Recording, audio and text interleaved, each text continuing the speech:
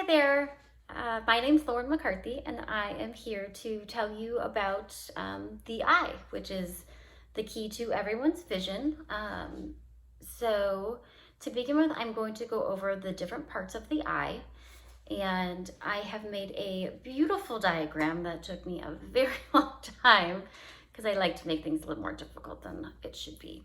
So, I am just going to move my camera this way to show you the diagram of the eye that I made. Which way do we go? This way.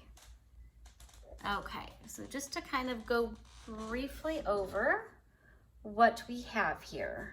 So obviously the main socket of your eye is going to be the orbit of your eye. So it is a bony eye socket of the skull that's formed by the cheekbone, the forehead, the temple, and also the side of the nose.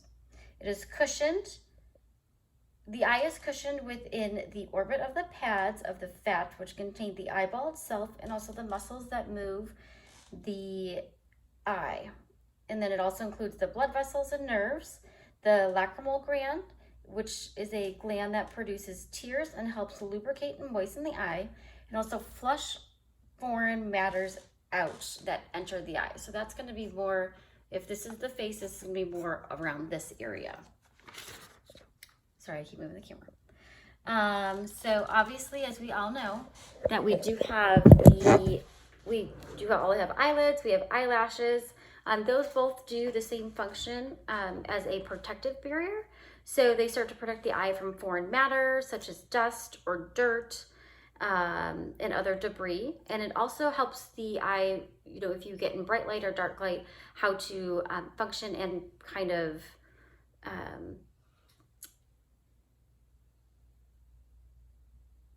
help adjust to different lighting matters. So if we're going to go through the eye really quickly, I'm going to go back to my diagram really quickly. So if we're going to go from the conjunctiva, sorry, there we go. That is going to be a thin, transparent layer of tissues that's covering the front of the eye, including the sclera. So the sclera, although it's in the back, it goes all the way around, and it covers the front of the eye. So that's where the conjunctive is. And so it's also inside the eyelid, which helps to keep the bacteria and foreign material out from getting behind the eye. It contains visible blood vessels that are visible against the white background of the sclera.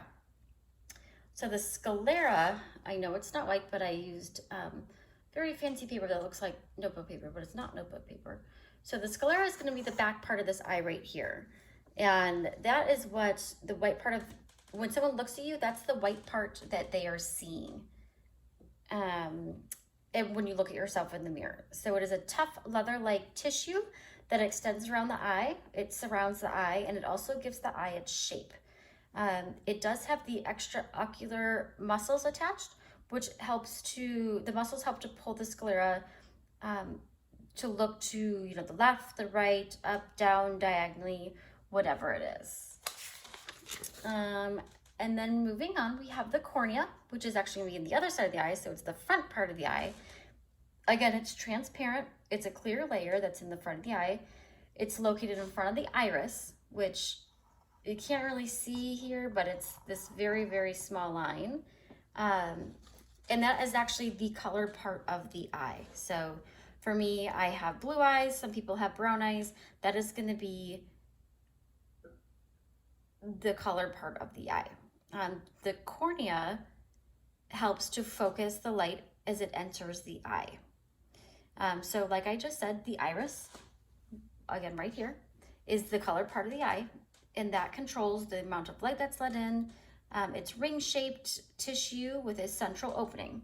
And that central opening, which I kind of put it right here in the middle where the iris is, but that's going to be the pupil. So when you look at someone's eye, that black dot in the middle, that's going to be the pupil. The iris, again, has a ring of muscles that help to contract or dilate the pupil depending on what the lighting situation is. So if the pupil is going to constrict, they are going to become smaller. If the pupils are going to dilate, they're going to become larger. The pupils dilate in darkness, they constrict in the bright light. So moving on, so the lens, this pink part right here, it's going to be a clear, flexible structure that is located just behind the iris and the pupil. It is also called the ciliary body, and it surrounds the lens and is connected to the lens by fine fibers. The lenses and the ciliary body control the fine focus of light as it passes through the eye, and the lens with the cornea functions to focus the light onto the retina. So the retina is going to be this bright pink part right in the back, or orangish part, I guess I should say. And then moving on. So like we just talked about the retina, again, this orangish part, it's like a film and a camera. It helps to create the image that we see in everyday life. So when the focused light strikes the retina, there's a chemical reaction that occurs within the specialized layers of the eye. This sends electrical signals that are transmitted through the nerve cells into the optic nerve. So the optic nerve is over here by the optic disc. It's in the back of the eye. This helps the brain to recognize images, and visual association of this area further processes the signal to make them understandable with the correct context. There are two photoreceptor cells. Sorry, that's my dog. There are two photoreceptor cells in this part of the eye. There are the rods and the cones. The rods are going to be more sensitive to light, which allows a person to see in low light situations, but the rods do not help a person see color. Cones, on the other hand, allow people to see color, but they require more light. So moving on, we have the choroid. So that's going to be the yellow part right here. Oh, sorry. So that functions as a way to nourish the retina. It's made up of blood vessels, and it's a tissue that lies in between the retina and the sclera. And then we go to the optic nerve. So the optic nerve is a bundle of 1 million plus nerve signals from the eye to the brain. This helps the nerve signals, these nerve signals contain information that processes by the brain for us to understand what is happening, in our daily life and what we see. So the visible part of the retina can be called the optic disc, which is right over here. So that's the end part over there. And then there's also the ciliary bodies, which I discussed earlier. So this helps you focus. And then on the outside, there's also going to be the extraocular muscles, which helps the eye move in each direction. So right to left, up and down, diagonally, and even if one wants to cross their eyes or put them in circles, they can do that as well. So moving forward, some of the most common eye disorders are refractive errors, cataracts, and also diabetic retinopathy. So for refractive errors, there are 4 distinctive areas that are affected. So if one has myopia, that means that it is nearsightedness. So people can see near, they can't see far. Then the hyperopia is farsightedness. So they can see far distance, but they can't see up close. And then we have the presbyopia, which is actually just the aging of the eye. So this usually occurs to people who are over 40. And the lens is just a little more rigid and doesn't flex as easily. So it's a little more difficult for the eye to focus, and it becomes more difficult at close range. And then the last one is the astigma. So this occurs when the front of the surface of the eye, the cornea, has a asymmetric curvature. And so the front of the cornea is curved more in one direction than the other. So it kind of looks like if you go to like a fun house, like that type of mirror. So at this, if you have nystagma, this means that at pretty much all distances near and far, you are going to have difficulties with your vision. For myopia, which I said was like the nearsightedness, that means that I guess the background of it is that it's usually inherited by someone in the family. It's often discovered in childhood. And so as a child progresses, it usually becomes a little more severe in the teenage years as the body grows rapidly. So for the hyperopia, that means this can also be inherited, but it usually seems to lessen during adulthood. So the mild distance is a little more clear, or the distance is clear, and then that's totally wrong. So the farther away is blurry, and then the near is clear. So some of the clinical manifestations of